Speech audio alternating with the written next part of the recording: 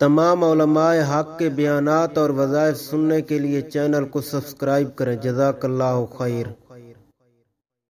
اللہ تبارک و تعالیٰ کے فضل و کرم سے ذو الحجہ کا مہینہ شروع ہونے والا ہے۔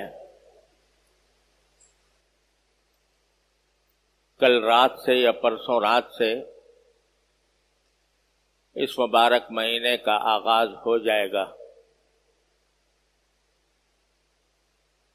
اور اللہ تبارک و تعالی نے اس مبارک مہینے کو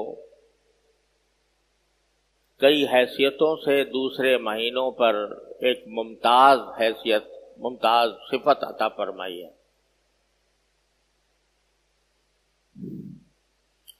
یوں تو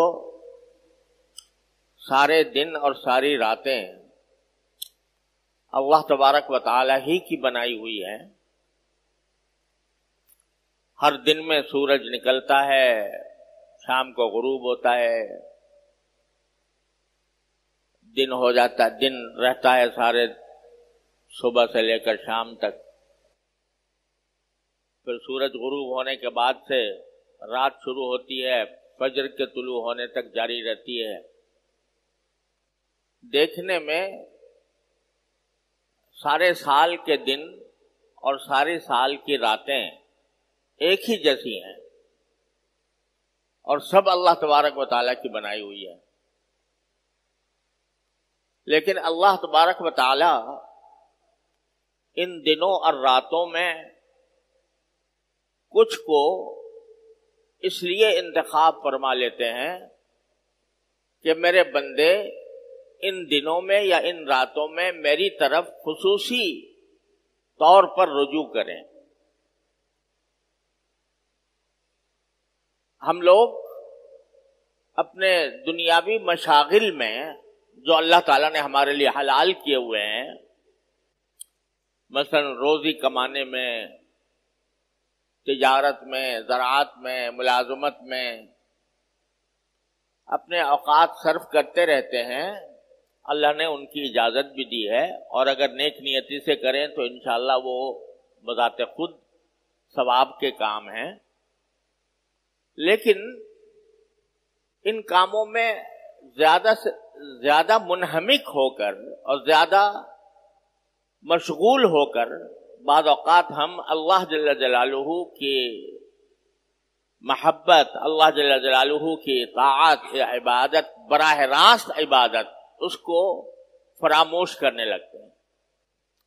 اللہ تعالی کی یاد، اس کا ذکر، اس کی تمنا، اس کی محبت، ان جذبات میں ان مشغولیتوں کی وجہ سے کمی آنے لگتی ہے۔ تو اللہ تبارک و تعالی ہمیں اس غفلت سے نکالنے کے لیے اور اپنی طرف بلانے کے لیے، متوجہ کرنے کے لیے، اپنے سے رجوع کرانے کے لیے کچھ دنوں اور راتوں کو کہہ دیتے ہیں کہ یہ میری ہیں، یہ دن میرے ہیں، یہ راتیں میری ہیں، یہ مہینہ میرا ہے، یہ عشرہ میرا ہے، اپنی طرف منسوب فرما دیتے ہیں۔ اب رمضان کا مہینہ دیکھیے، مثلا وہی دن ہے، وہی راتیں ہیں، وہی سورج نکلتا ہے، وہی غروب ہوتا ہے، لیکن اللہ تبارک و تعالیٰ نے فرمایا یہ میرا مہینہ ہے۔ اپنی طرف اس کی نسبت فرما دی تو اس کی شان کہیں سے کہیں پہنچ گئی، اس کی برکات کہیں سے کہیں پہنچ گئی۔ جیسے اللہ تبارک و تعالیٰ کعبہ شریف کو دیکھو، دیکھنے میں تو وہی پتھروں کی عمارت ہے اور عام گھروں کی طرح ہے، بلکہ عام گھروں میں پلاسٹر ہوتا ہے، اس پر پلاسٹر بھی نہیں ہے، عام گھروں میں روغن ہوتا ہے، اس پر روغن بھی نہیں ہے،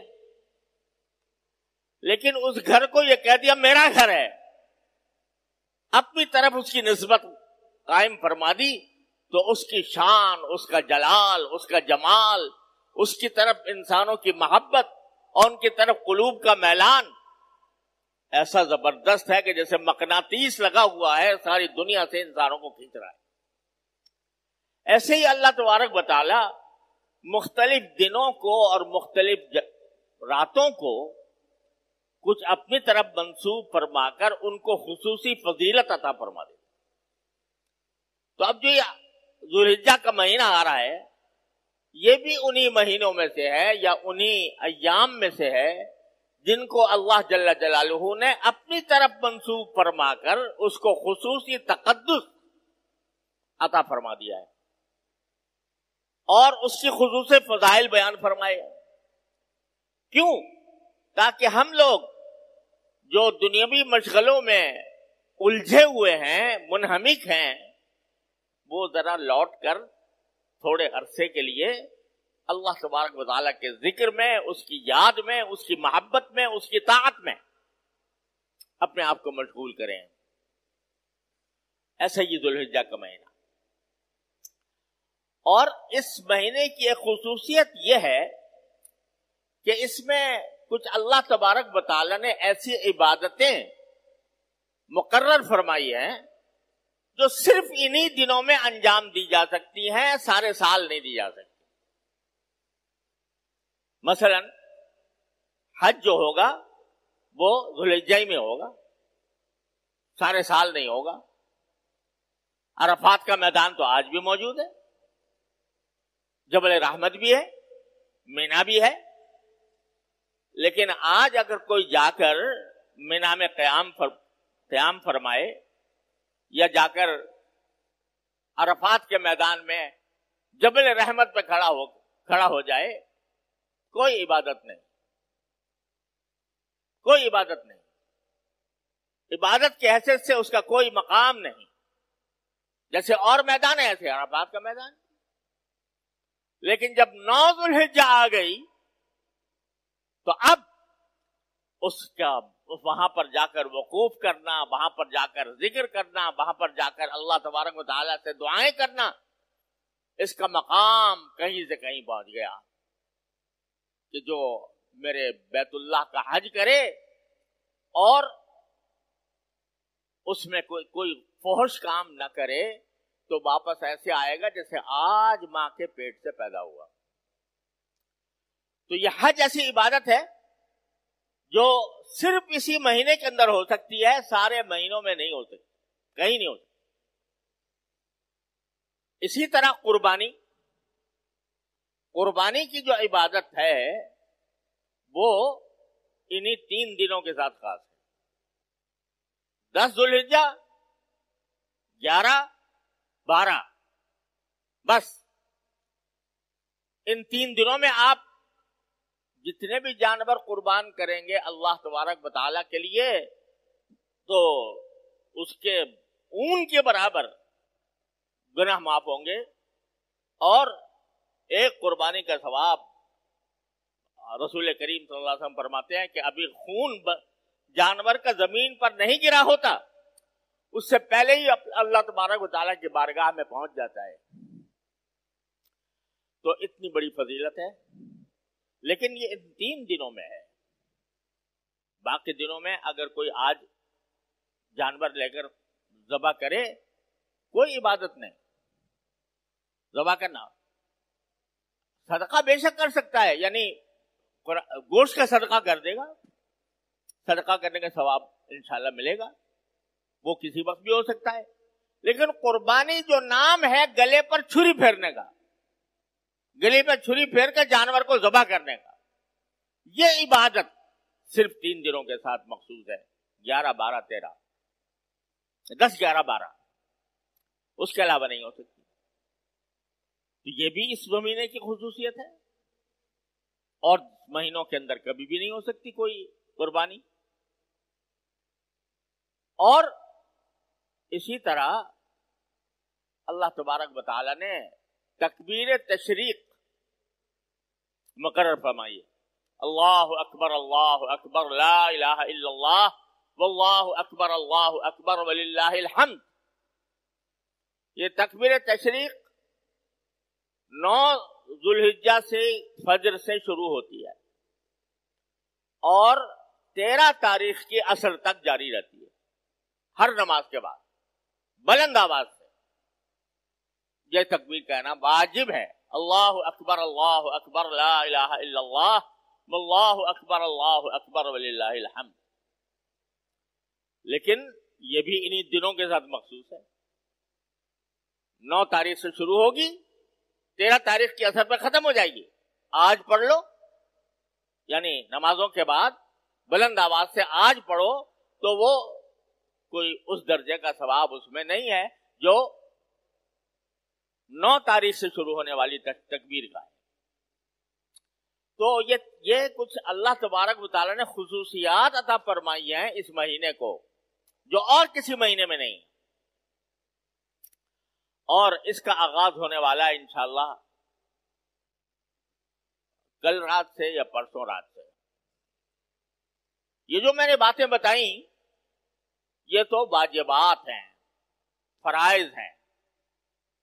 ان کا کرنا تو ہر مسلمان کے ذمے فرض ہے کہ وہ یہ ضرور کرے. اگر وہ صاحب استطاعت ہے تو قربانی کرے، صاحب استطاعت ہے تو حج کرے.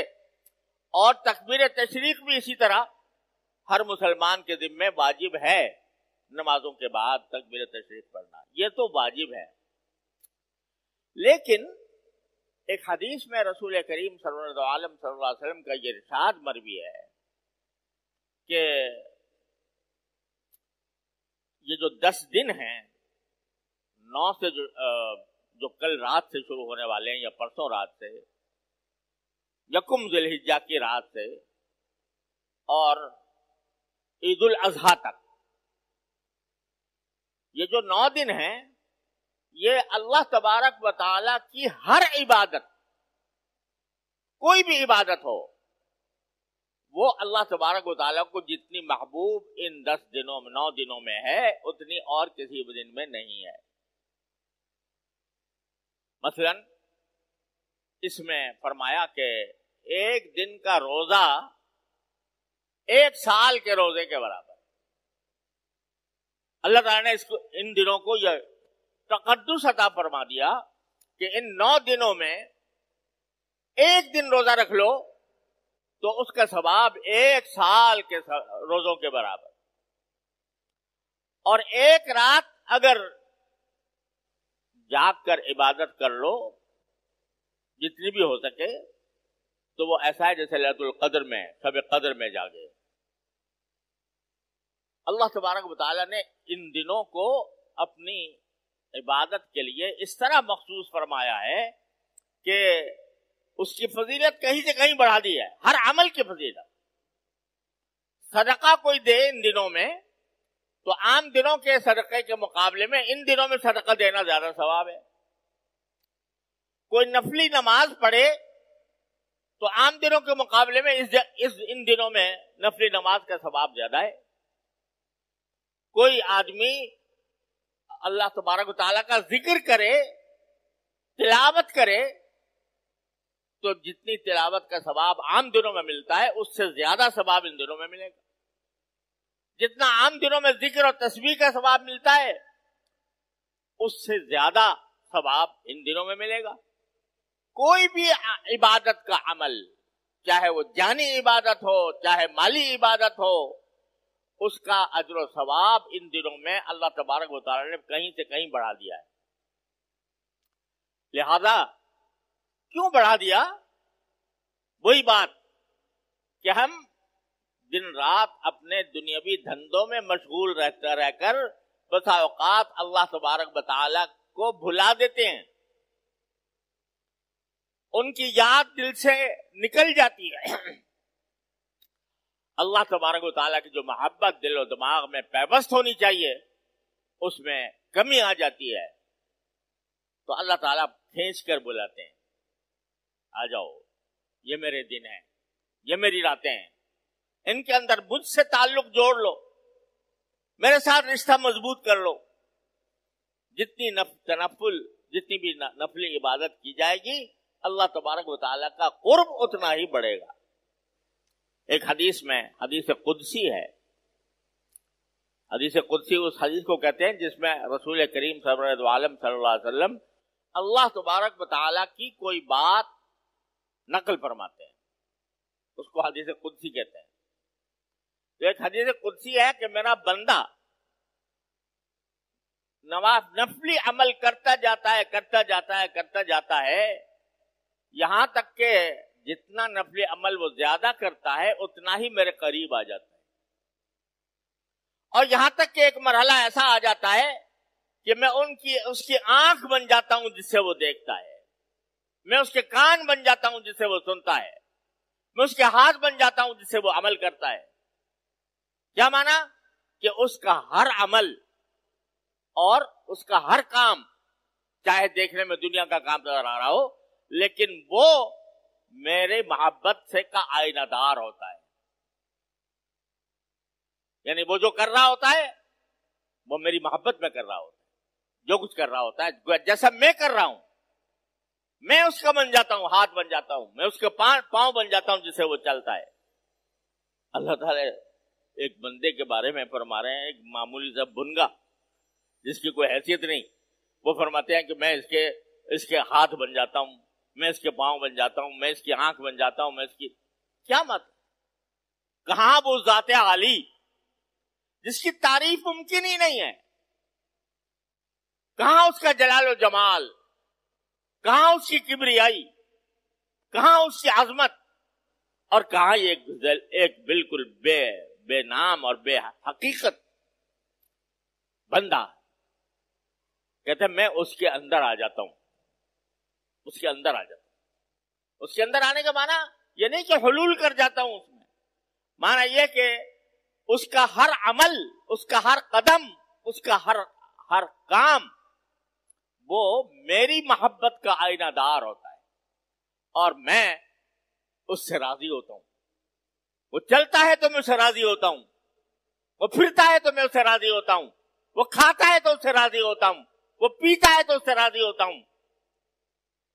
یہ مقام میں اپنے بندے کو عطا کر دیتا ہوں، کائے سے؟ اس کی نفلی عبادتوں سے۔ جتنی نفلی عبادتیں بندہ زیادہ کرے گا اتنا ہی اللہ جل جلالہ کا قرب حاصل ہوگا، اور قرب کا اس کو پتہ بھی چلے گا۔ ہر وقت جو کام کر رہا ہوگا تو وہ فرماتے ہیں کہ میری رضا کے مطابق کر رہا ہوگا، میں اس سے راضی ہوں گا، اور خود اس کے دل میں بھی یہ احساس پیدا ہوگا کہ میرا اللہ مجھ سے کرا رہا ہے۔ تو یہ زبردست فضیلت ہے کائے کی؟ نفلی عبادتوں، کسی وقت بھی کرے آدمی، آج بھی کرے، کل بھی کرے، کسی بھی وقت کرے، دن میں کرے، رات میں کرے، جو بھی نفلی عبادت کرتا ہے وہ اللہ تبارک و تعالیٰ کے قرب کا ذریعہ بنتا ہے۔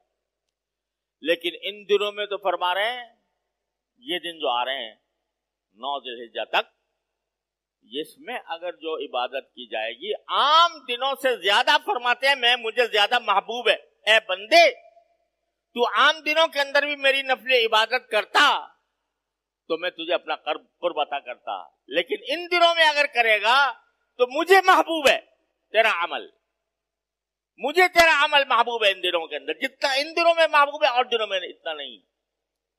لہذا یہ اگر دیکھا جائے تو لوٹ کا زمانہ ہے کہ بندہ اللہ تبارک و تعالیٰ کے قرب کے لیے اپنے آپ کو جتنا ہو سکے عام مشاغل سے ہٹا کر، ان مشاغل کو کم کر کے ان میں نوافل کا اہتمام کرے، نفلی عبادتوں کا اہتمام کرے۔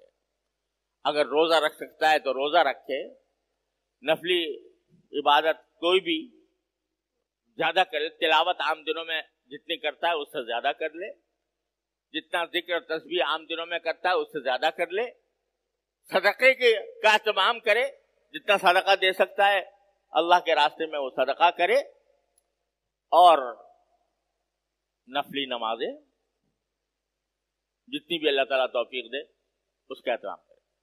تو فرمایا رسول کریم صلی اللہ علیہ وسلم نے کہ اور کوئی دن اللہ کو اتنے محبوب نہیں ہے عبادت کے لیے جتنے یہ دن محبوب ہے۔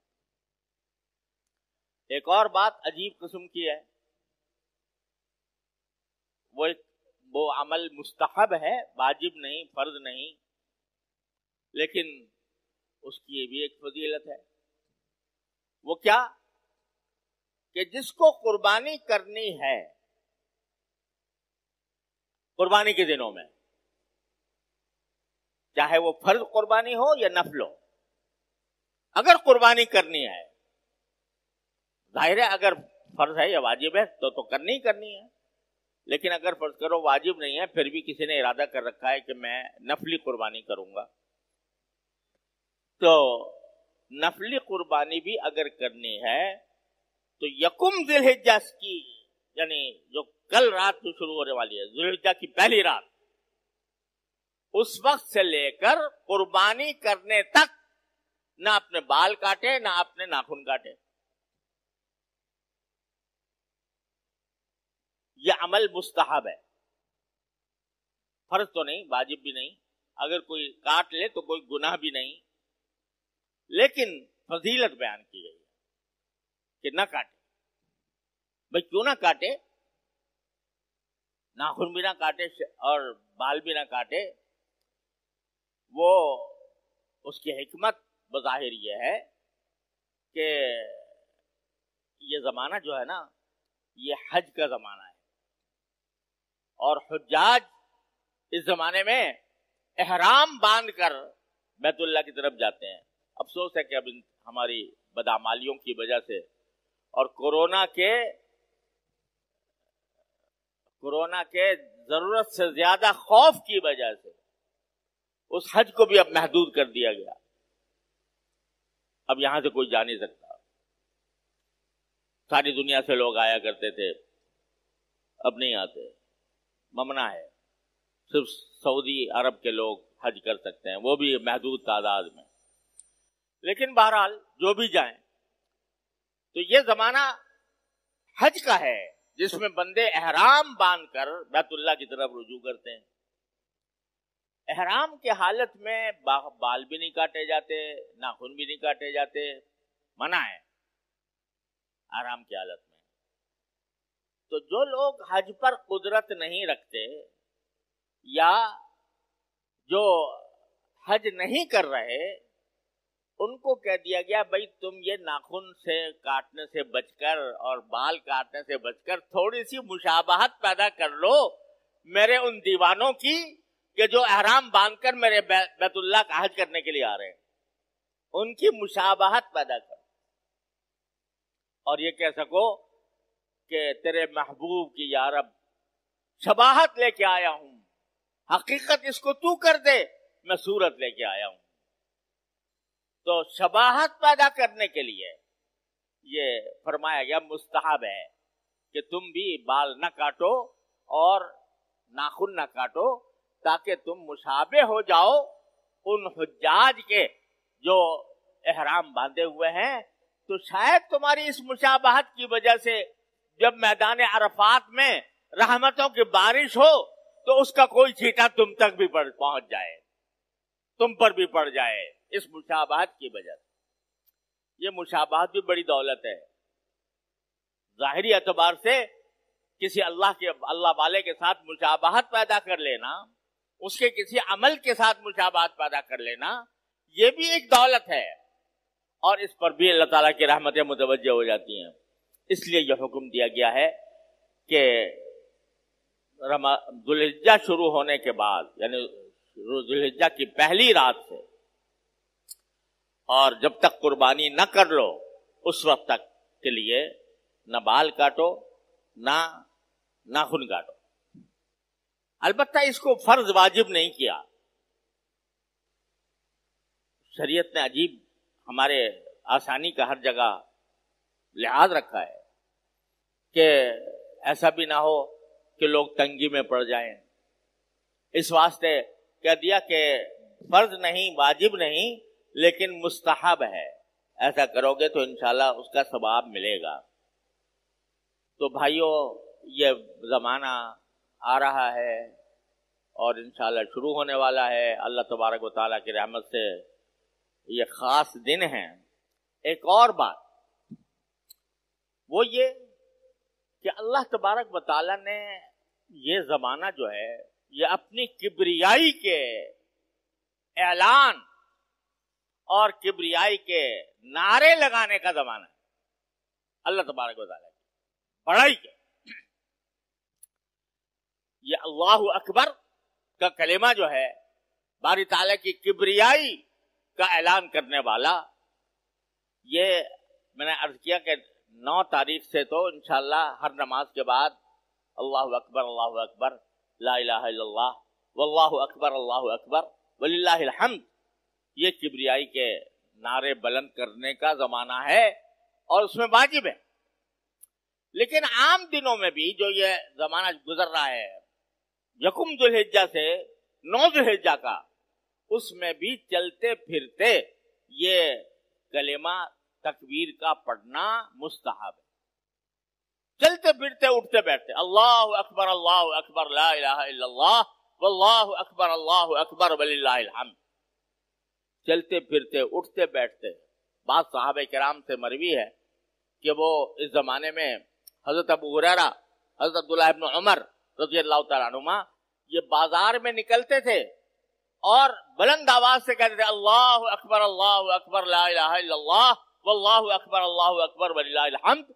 तो बाजार वाले भी बुलंद आवाज से ये तकबीर कहते थे। और बाद औक़ात मिना के अंदर यह मामला होता था तो मिना की बस्ती जो है वो गूंज उठती थी तकबीरों से। तो ये एक ऐसा अमल है कि जो बहुत अरसे से हमारे यहाँ मतरूक जैसा है, यानी तकबीर तशरीफ तो हम अल्हम्दुलिल्लाह करते हैं, हर मस्जिद में होती है 9 जुल्हिज्जा के बाद। लेकिन ये जो अय्याम अशर हैं, ये 10 दिन जो हैं, ये 10 रातें जो हैं, इनके अंदर हर वक्त उठते बैठते चलते फिरते तकबीर कहना ये मतरूक हो गया। बेहतर है कि इसका भी एहतमाम किया जाए और चलते फिरते, चाहे आहिस्ता आवाज से हो चाहे बुलंद आवाज से हो, जिस तरह भी हो, उस तरीके से ये तकबीर कहते रहना अल्लाह तबारक व तआला की बड़ाई का, उसकी किबरियाई का, उसके अजमत का, उसके जलाल का ऐलान करते रहना, ये भी इन दिनों की खुसूसियात में शामिल है। अल्लाह तबारक व तआला अपने फजल व करम से, अपने रहमत से हम सबको इस जमाने के जो हुकूक हैं वो अदा करने की पूरी तौफीक अता फरमाए। व आखिर दावाना अनिल हम्दुलिल्लाहि रब्बिल आलमीन।